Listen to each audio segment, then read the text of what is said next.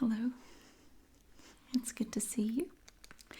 Today we are back with some more spooky stories that we're going to read with our little crackle candle. I'm just going to set this aside. I have some stories here for you. And I have my flashlight so I can read them to you. I really hope you enjoy these. The name of the first story is The Little Girl Who Wasn't by Lady Sparrow. I lived in a house from hell for 4 years, from age 11 to almost 16. There was constantly something happening. Doors flying open and shut, voices, footsteps. Nothing ever stayed where you put it. I was alone there a lot because both my parents worked, and I was constantly terrified. One of the most gut-level disturbing things, though, was the little girl in my bathroom. Every time I walked past my bathroom door, which was constantly since it was right outside my bedroom, I saw a little girl with blonde curled hair and a rose-colored dress. She just stood there, staring, looking like a photograph from 1905. I started keeping the door closed so I could walk by without seeing her, but she was always there when I opened it. Once I stepped in past her. I couldn't see her anymore, but I could feel her there. She scared me, but I felt really sorry for her because she was trapped there, just like me, but probably forever. As the years went by and things in the house continued to get worse, she started seeming darker. I started feeling like she wasn't really a little girl. I knew there was something ugly in the house, and I felt like it was presenting this sympathetic image to me. Then I started thinking I was completely losing my mind. One day, when I was 14, I had a friend from out of town come stay with me for a week. I hadn't told her anything whatsoever about the house because I didn't think she would come if I did. Right after she got there, we were sitting in my room and she left to go to the bathroom. About a minute later, she walked back in with a puzzled look on her face and said, "So, there's a little girl in your bathroom." Yeah, she hangs out in there," I said. "Blonde hair? Curls? Pink dress? Yeah. You know that's not really a little girl, don't you?" I almost threw up. I was so relieved and terrified and excited and ready to run out of the house screaming. She wouldn't use my bathroom the rest of the week, and I started using it as little as possible without angering my parents, who did not want to believe. Eventually, we moved out, and I could not have been happier. I distanced myself from it mentally as much as I could. Then, when I was 18, I took another friend on a road trip to pack up a few things I'd left in the house.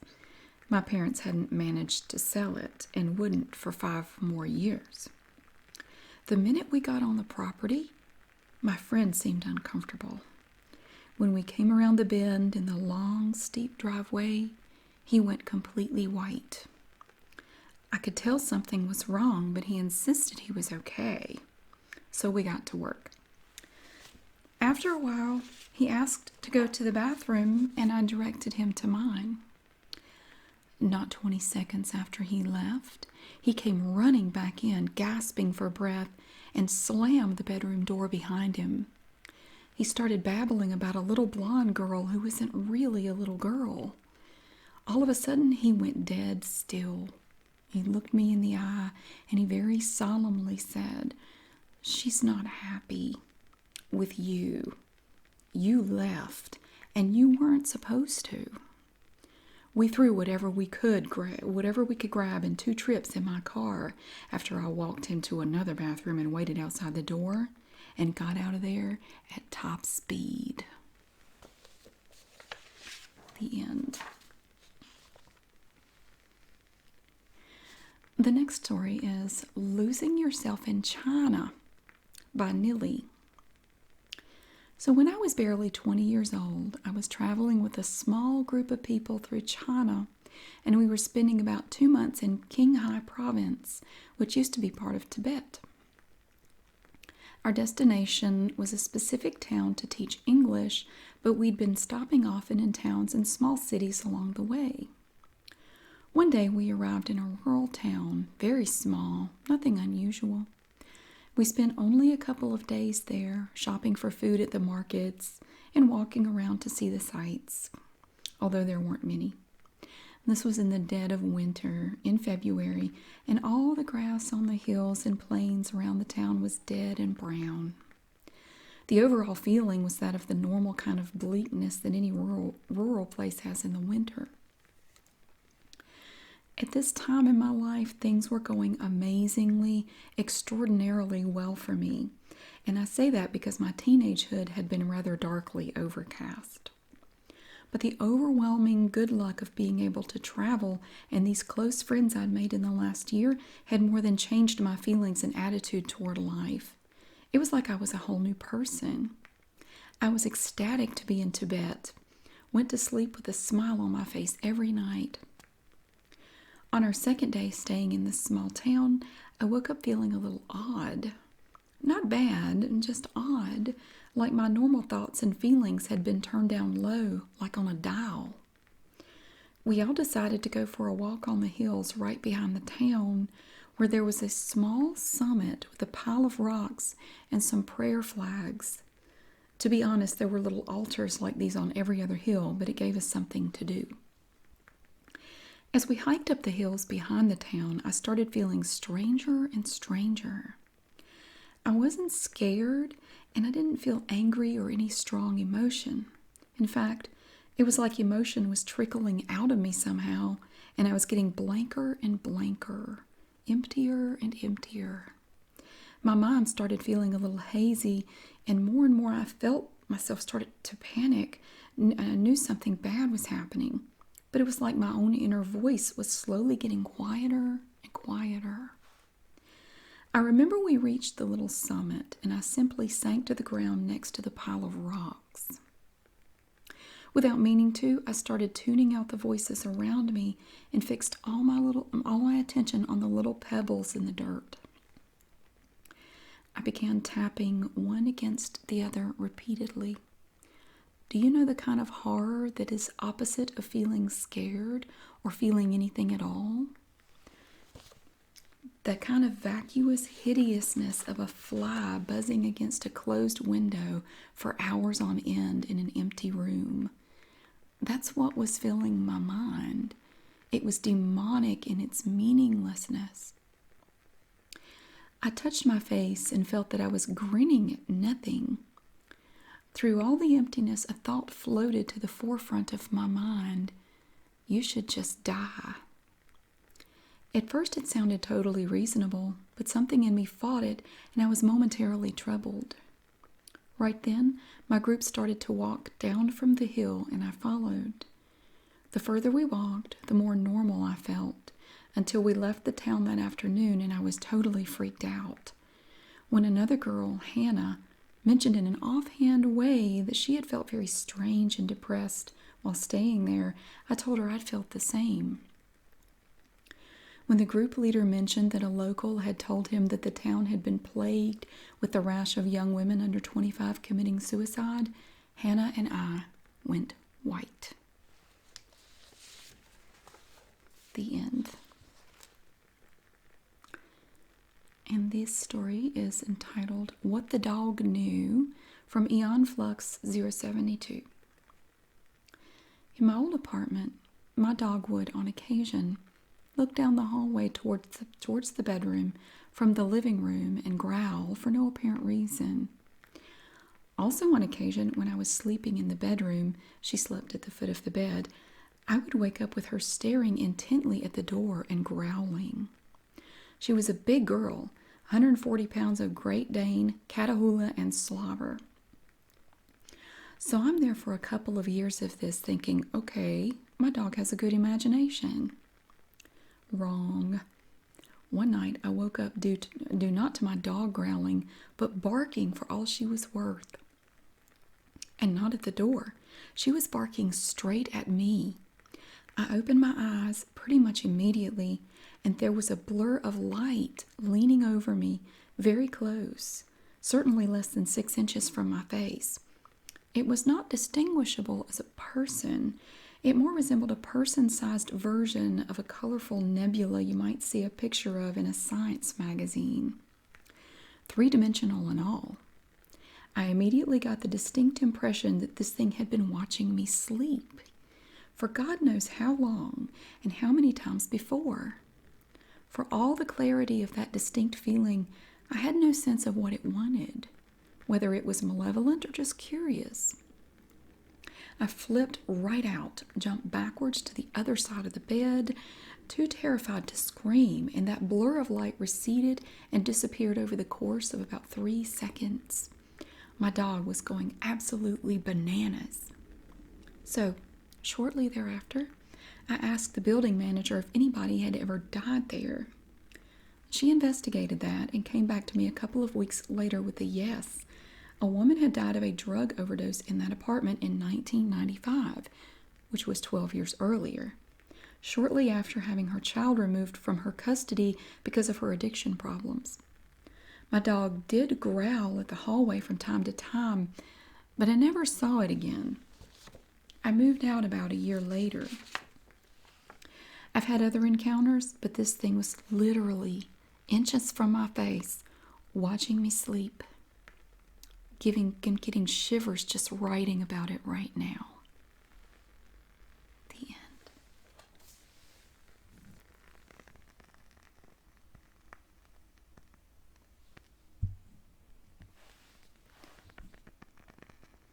The wax chokes the candle. Sometimes you have to help it.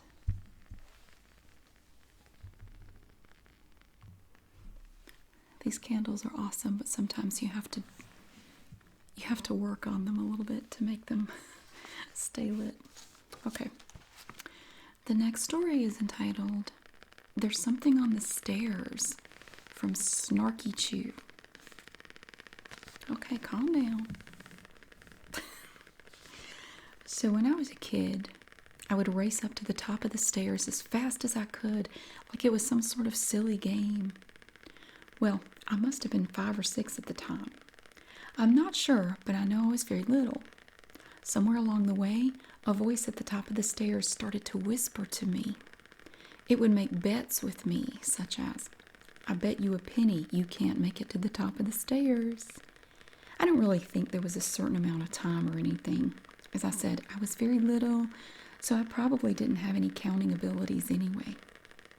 I recall just sitting at the top of the stairs, having conversations with this voice about betting, of course. Eventually, the voice, it was like a whisper of a man's voice, not my own voice in my head. It started to bet me my life. Instead of pennies, it'd say, I bet you your life you can't make it up the stairs. As I got older, it stopped. I never really thought about it at all. I never mentioned it to anyone until one night I was sleeping over at my brother's place. I was about 18 and he was 22. And we were talking about spooky stories. Out of nowhere, I brought up the voice at the top of the stairs, and my brother got all quiet and weird. Before I even mentioned the betting aspect, he said, Did it make bets with you? We both looked at each other horrified, and it was certainly freaky. It certainly was freaky after the fact. A lot of bad stuff went down in my family at that period of time in my life, and my mother, a very religious lady, said there was a lot of evil in our lives at that time. I don't at all think our place was haunted, but it was built in the late 70s, and as I got older, I never experienced anything like that again. The end. And this story is entitled The Drive-By. We were camping once, driving through some city, and my dad was driving. My mom was in the passenger seat, and I was kneeling behind them, leaning on the boot that separated the truck from the camper. It was evening, not full dark. We weren't really talking, and my mom was looking out her window when she screams, "Oh God, oh my God, Jean, do you see it?" My dad says, "Yeah, I do. I'm going to slow down and let them by." He slowed, and the car on the right passed us. I couldn't see inside, but their window was down, and the arm hanging out the window looked to be that of someone impossibly thin. I asked my mom what she saw, and she said it was nothing. My dad backed her up. Years later, I asked him about it again. My mom said it was a skeleton. It was no mask because you could see through the jaws. It had a tongue and eyes. It was death. My dad backed her up, but years later, after my mom died, he recanted, saying it was a mask because nothing could survive like that. The end. Okay, the next one is entitled The Haunted Strip Club from Dinosaur Dance Party. Okay, so this was when I used to live in a different state.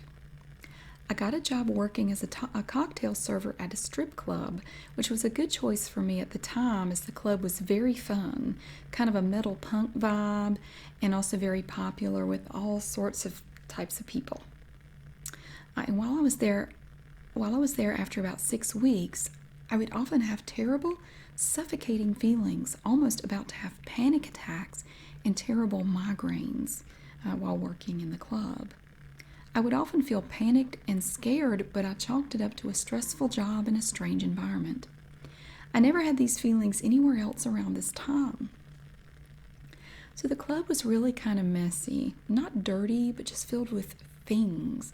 Lots and lots of tables in the bar, lots of speakers and extra crap in the back storage room behind the stage, and a tiny crowded dressing room for the dancers.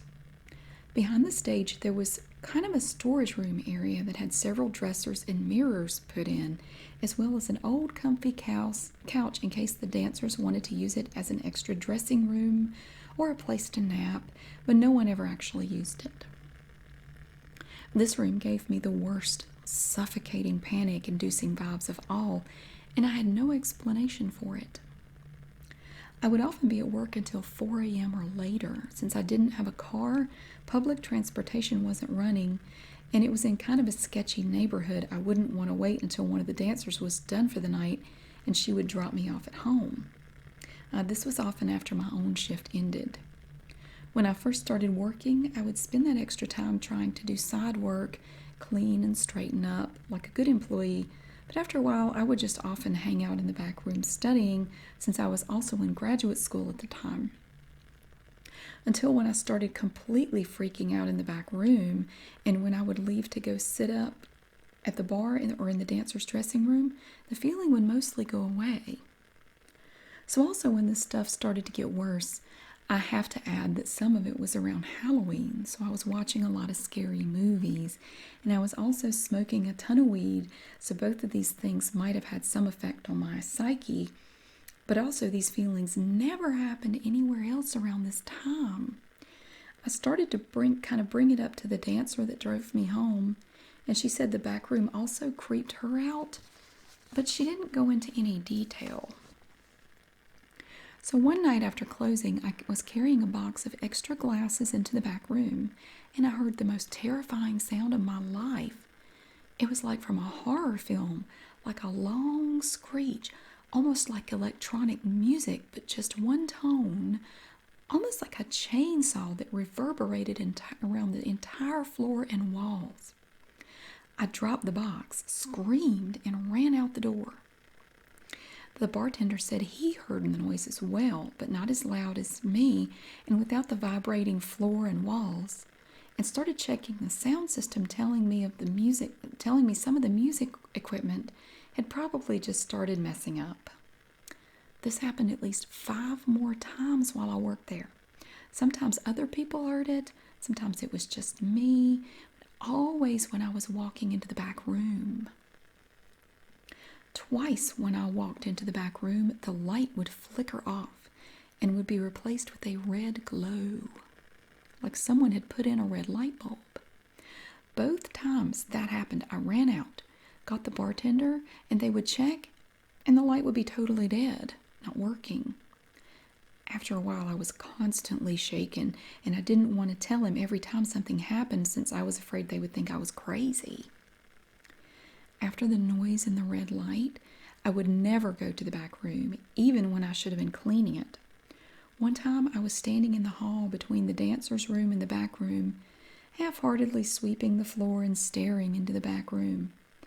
I was starting to feel the panic in my chest, and I kept telling myself to look away and look into the dressing room. I couldn't stop staring. It was like I was transfixed. And in the corner of my eye, I saw a reflection in the mirror set up leaning against a dresser in the back room. I forced my head to look, and I saw, in the mirror, 2 legs in black ripped tights, floating about a foot from the floor, swaying back and forth. I threw the broom, screamed as loud as I could, and I ran to the bar. I was convinced one of the dancers had hung herself in the room. I could see it so clearly in my mind. Of course, when we went back there, nothing was there. One of the dancers was convinced that the room was haunted and I was seeing a ghost. She thought maybe someone had killed herself back there. She wanted to get me and some of her friends to do a Ouija board about the bar and the ghost, but I was too terrified. Around all this happening, I felt I was losing my mind. I was having panic attacks, migraines, sleeping with my lights on. I was terrified of my own shadow, and I carried pepper spray everywhere I went. It may have just been a combination of everything in my life, sleeping weird hours, graduate school, dealing with my own personal stuff, but I've always been a high-stress person who's worked a lot more stressful jobs since then, and I've never experienced anything like that in my life. About a week after I saw the legs in the mirror, I was working one more shift before taking a week off to do some research for grad class and go on a long weekend trip with my girlfriend. This was near Halloween, so the club had kind of gone all out and had goofy decorations and costumes. I usually dressed in all black anyway, and I tried not to wear anything too sexy or distracting so customers would mostly leave me alone and concentrate on the dancers.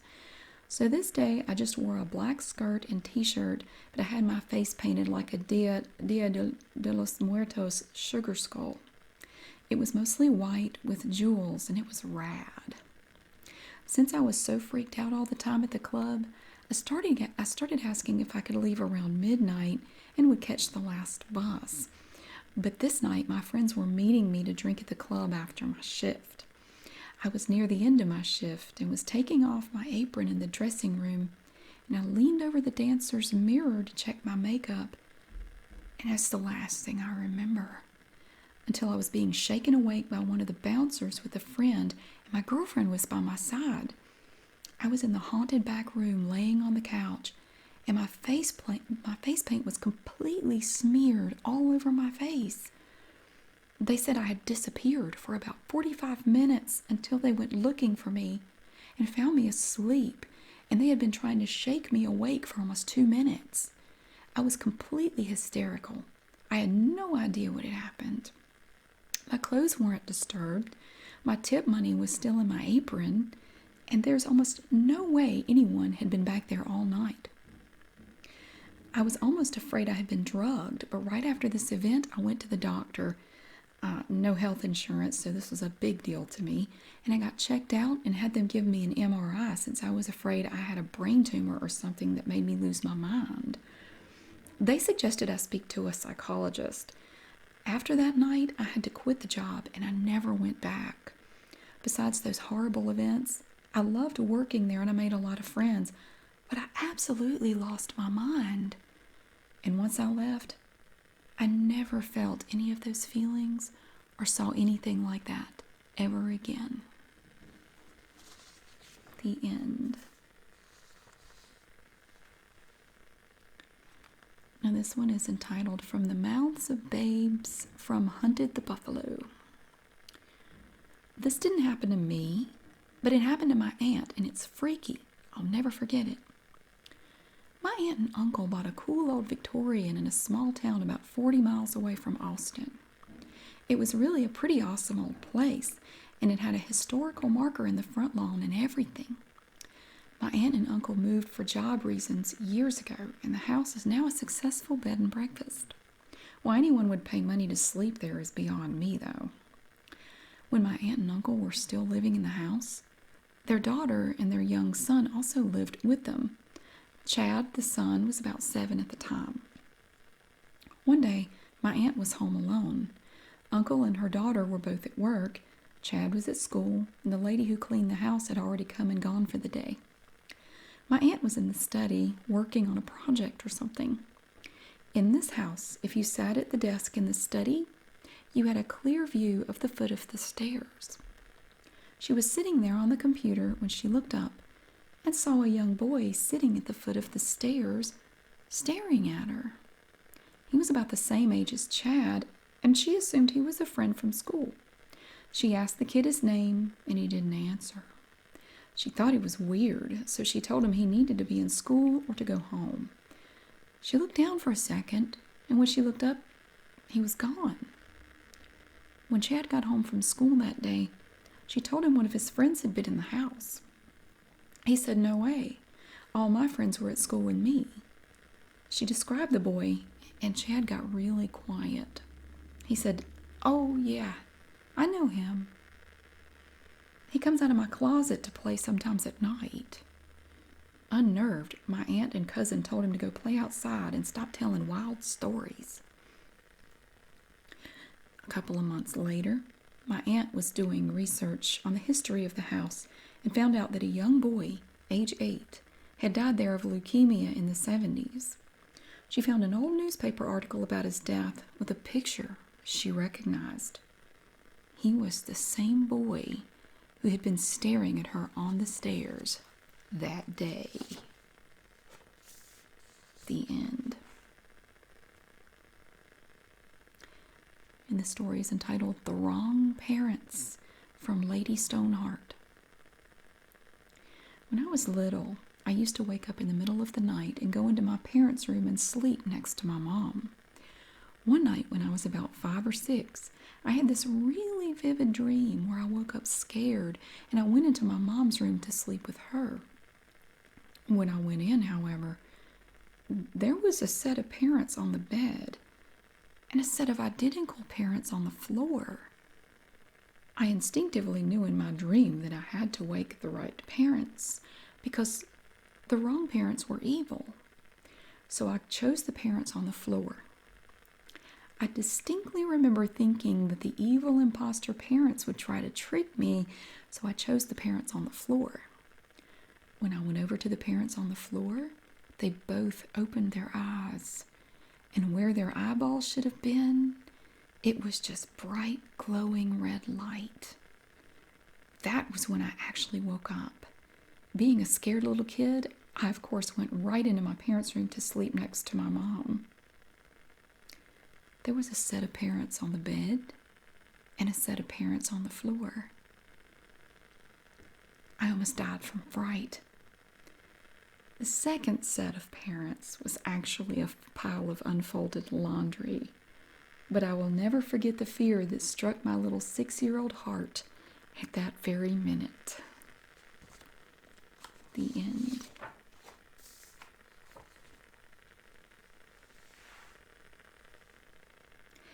The title of this story is The Truculent Truck from Saoirse McNasty. We never have figured this out. And now the 3 living witnesses have to be good and drunk to discuss the whole thing. I was 7, my brother 10, my mom in her early 30s, and my grandmother, her mom, in her 60s. So we were all cogent. No one was too young or too senile to not recall this nonsense, yet still no answer. Grandma lived on an isolated country road in North Carolina that was named after her family, since they were the only crazy people who lived on the land for about 1,000 acres. And I do mean crazy. We have stories about relatives that start with, "You remember that time Uncle Bob was in the ditch with a shotgun? Which time?" Her house had been empty for several weeks while she had been visiting us in Florida. We were all back, spending the weekend with her before trekking back to the Sunshine State. The house is in the for real country, literally over train tracks, past a salvage yard, and her nearest neighbor, a cousin — everyone is related to everyone who owns a house on this road — ain't within screaming distance. Yes, that seems to be a real system of measurement. Screaming distance. It's early in the a.m., just before daybreak. We're awake because these are farm freaks who wake at the crack of dawn from sheer ingrained habit. We're eating cereal when we hear someone pull up outside. Curious, we all run to the big picture window that looks onto the front yard. There is a strange truck there. No one seems to be behind the wheel, though the engine is idling. The truck is, well, it's old for one thing. It's old-timey, like maybe the 30s. You could picture the Jode family heading to California in this thing. It's rusted, but it was probably once painted blue. We stare at the thing, bewildered. Mom asks Grandma if she knows who that is. "Nope, not a clue," says Grandma. She runs to get the phone to call her cousin and ask him to come up. She thinks maybe it's a hired hand and he's just at the wrong farm. Just as she asks him to come on down, the phone goes dead. Well, that's unsettling. All at once, there's this loud, insistent banging on the front door. We all scream. My grandma, who is terrifyingly resourceful, huddles us all into the living room, away from a window where anyone can see us. Then, while Mom, me, and my brother tremble there on the couch, she grabs a serrated bread knife from the kitchen and cautiously approaches the front door. She peeks out a side window, very stealthily. She turns back to us and looks confused. She shakes her head like no one's there. We all kind of breathe easier. Then every door in the house is banging relentlessly. I can hear it, rhythmic and terrifying, like all the doors are about to splinter and crack. There were 2 doors in the basement beneath us, so the sound was almost a reverberation at our feet. The 3 ground floor doors are shaking. We can see them trembling and jerking on their hinges from our vantage point on the couch. Finally, Mom runs to the window, either from a psychotic break with reality or terror. I have no clue. She cries, "Oh, thank Christ, Cousin is here." We run to her and peek out the picture window. There is no one that we can see in the yard, but we can't see all the doors from our viewpoint. Cousin walks by the truck with a shotgun in his hand. Cousin, it should be noted, has pretty much every gun ever made. He looks puzzled, looking at the rear of the truck, and then he glances in the cab window and he stops. He goes pale, runs a hand down his face. Then he runs toward the house, toward us. My grandmother flings open the kitchen door as she sees him coming. He shouts, "Everyone get behind the couch. Get down." He runs past us as we bolt for the couch. The banging starts again. All the doors, and now we can hear the windows rattle. It's like a tornado or the end of the world. We are too scared to even scream. Cousin flings open the front door and fires the huge shotgun once. Bang! Deafening. As he does, the truck roars to life and it sounds like a train. We scramble up. The banging stops mercifully. Cousin is advancing onto the lawn, gun leveled at the truck. We run behind him, wanting to be out of that shaking, quivering house and near the dude with the gun. The truck peels out backwards, cutting across the yard and racing into a breakneck speed. Tires squeal, rubber is burned. Cousin fires again, and we all cower behind him. He blows out the back window with the sound of 1,000 plates smashing into linoleum, but the truck never even hiccups, just roars down the road. No tags, not even a vanity plate on the back. There was no one behind the wheel of that thing. We all had a very clear view. Everyone agreed. Not a driver in the cab. Well, not anything we could see, anyhow.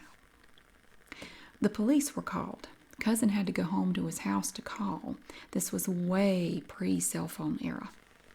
The phone line had been cut. There was not a single boot print in the entire yard except Cousin's from where he'd run into and out of the house. Cousin reported that there had been no plate, but when he looked into the cab, it looked like something from a horror movie. He said that there were all kinds of weird restraints, handcuffs, C-clamps, nylon straps, and he said the floorboards looked covered in what smelled like blood to him. Cousin was famous for his keen sense of smell, and the window was down, so it's possible. Cousin said he thought he saw a blur of something out the picture window and ran to fire the first shot, but missed because once he stood there, nothing or no one was on the lawn or in the truck. Then it shot backwards out of the yard and out of our lives, leaving no answers. Just a deep sense of unease every time we'd visit. Grandma and Cousin have passed. Deeply religious people, they stuck by their unchanging versions of the story until they died. My brother, mother, and I have never been able to figure it out, and neither did the cops, I think it should be noted. We don't know how all the windows and doors were banging. We don't know why we never saw a soul anywhere, or how they could get around the sides of the house without leaving a trace in the damp earth. The end.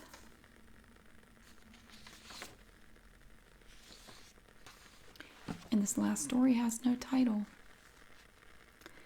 About 2 years ago, I was driving home from a family reunion pretty late at night, and the drive was about 2 hours. I didn't stay the night because I had to be back for work the following day. Most of the drive was on roads with dense bushes and trees on either side, the really creepy ones you see in a lot of movies. Anyway, I had been driving for about 45 minutes, and I was starting to get really tired. You know how sometimes you just suddenly become really tired out of nowhere? Well, yeah, that happened to me. I knew I wasn't going to last, but I didn't come across any place that I felt I could park and safely sleep. Anyway, after it became clear to me that I wasn't going to find a place to pull up and my tiredness wasn't going away, I did something very questionable. I pulled over to the side of the road onto the grass behind some bushes to try and hide my car from anybody else who was going to come past. The roads weren't empty. I came across another car every few minutes or so. I made a mental note that the time was 11:22 and I fell asleep. Sometime later, I was awoken by a scratching sound. I looked at the clock, 11:50. The sound stopped after a few seconds, and because I was still extremely tired, I didn't bother looking around and I simply went back to sleep. I was later awoken by the same sound, and it was now 12:40. This time it really freaked me out because the sound didn't stop. The thought ran across my mind that it was just an animal inspecting the car, but why would it return almost an hour after it had left the previous time? I looked in my rearview mirror and just managed to catch a glimpse of something running away into the forest. Now at that time, I thought it was the hook killer. You know, the one that scratched that couple's car and then slaughtered the guy when he got out to investigate? Well, screw that, I thought to myself, so I got out of there. There was a bend no more than 100 yards up the road, and as I came around it, there was a car parked off to the side of the road with the driver's side door open. I slowed down just to look to see if anyone was in there. There was no one in there. Then I looked in my rearview mirror. I didn't see anything, and all of a sudden, this guy comes sprinting around the corner, and he starts screaming at me, shouting stuff like, hey, you, get out of your car, now. I noped out of there, and I sped off. I never saw the guy again. Moral of the story? Don't sleep on the side of a deserted road. The end. I really hope that you enjoyed these stories. I enjoyed reading them.